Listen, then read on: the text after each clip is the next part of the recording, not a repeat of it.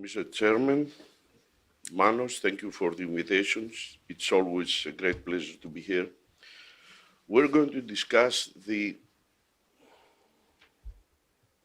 treatment of a very difficult problem, which is the rotator cuff arthropathy.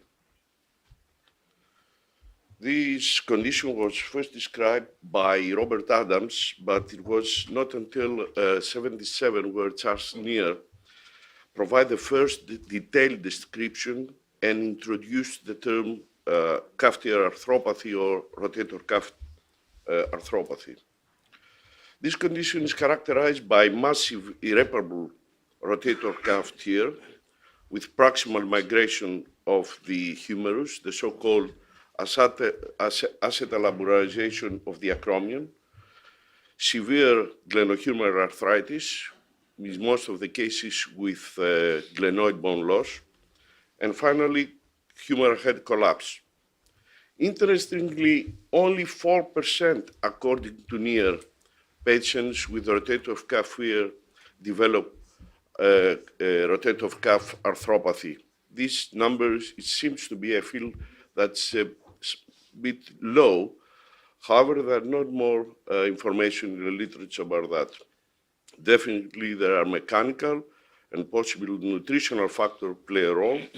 There is loss of synovial fluid with alteration of the pressure inside the joint, which cause problems to the nutrition of the cartilage.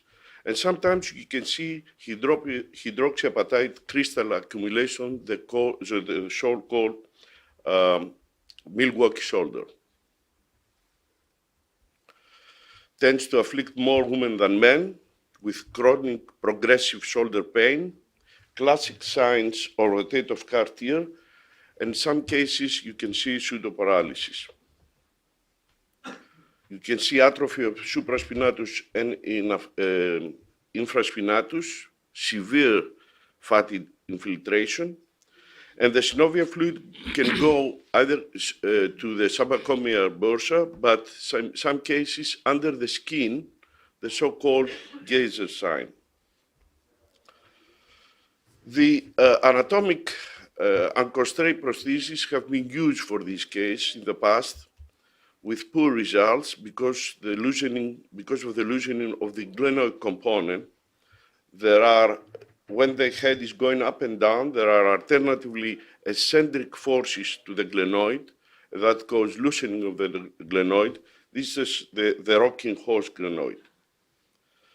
Neer stated that this condition is very difficult to treat due to the important role of the rotator cuff, and he performed 26 total shoulders, anatomic one, in patients with poor functional outcome, and invert, let's say, these criteria, limited goal criteria. This, according to the limited goal criteria, a patient is considered to have successful result if can have an elevation of 90 degrees, 20 degrees external rotation, mild pain, and he is capable of self-care. According to these criteria, he found good results in these 26 patients. Caulfield report in 2000 that we cannot recommend anatomic total shoulder replacement for these patients.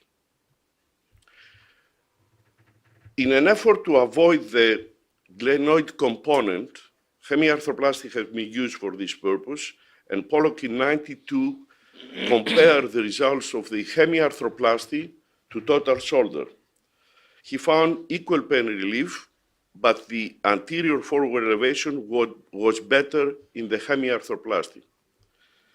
Since then, many papers have been published regarding the results of hemiarthroplasty, and in most of these patients, papers, the results are relatively good, with no or mild pain in more than half of the patient, and increasing of the elevation of the shoulder. They found successful results in 63 to 86 of the patients, but based on the limited criteria of near. This is a sort of a trick, because these patients, they don't have good shoulder function, they're just acceptable. They found better results when the preoperative elevation was 90 degrees, more than 90 degrees, and they have intact coracoacromial arc. At the beginning, they were using bigger heads, but later on, they shift to the smaller head in order to stabilize the head under the acromion better. So it was obvious that something else was needed, and that was needed the fixed center of rotation of a semi-constrained prosthesis, which allowed the deltoid to elevate and rotate the arm without proximal migration of the humerus. This was not something new. It was used in the past, and you see older design. All of them have failed due to the long lever arm of the glenoid, and most of them, they failed catastrophically. In 85, Gramont presented the so-called delta prosthesis at that time, and the rationale of this prosthesis was that medialized the center of rotation on the bone. Absent of neck, increased the lever arm of the deltoid. And when Charles Neer saw the prosthesis, he said that we've been there before, we're not going to go back again. However, this prosthesis was the first successful constrained prosthesis. The medium-term results were encouraging. You can see here results, 2 years post-op results, follow-up results, with constant stone increasing from 23 to 60, better outcome in rotator cuff arthropathy, the main indication for the prosthesis. This is the follow-up of the previous study with long-term results, 30 years, and the survival rate using, however, as a revision as a endpoint was 93%. However, constant score was decreased compared with the previous one, midterm follow-up. The French group published a paper in 2011 with 464 reverses, 89 survivorship at 10 years, again, free of revision, that was the endpoint. But the constant score was break at 8 years, possibly due to the deltoid fatigue due to the tension. And there were increasing frequency of large notches after 5 years, which was an alarming point. The complication rate is high, we know that. Dislocation, fractures, nerve palsy, infections, scapular notching, which is something that we have to look at the future. Although it seems that scapular notching itself does not affect the constant score, however, it is an alarming point. We performed over the last 18 years more than 750 reverses for several indications, mainly for rotator cuff arthropathy. We looked at our results of the 128 with a follow-up of 18 months.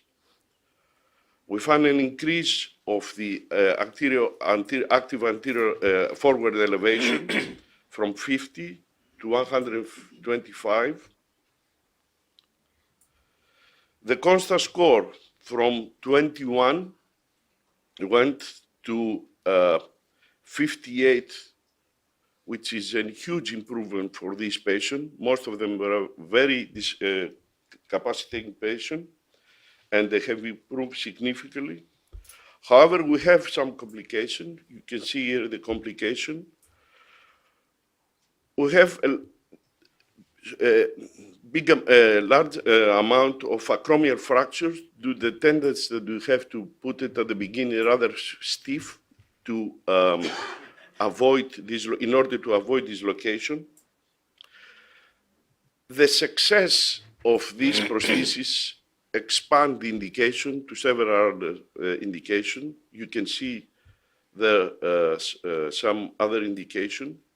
And recently, the number of the reverses is increasing dramatically. Last year, in the SESEC meeting, there was a discussion, there was a roundtable with the question, is there any place for anatomic prosthesis nowadays? Of course, definitely it is, but the question itself, it would have been imaginable 10 years ago. Thank you for your attention.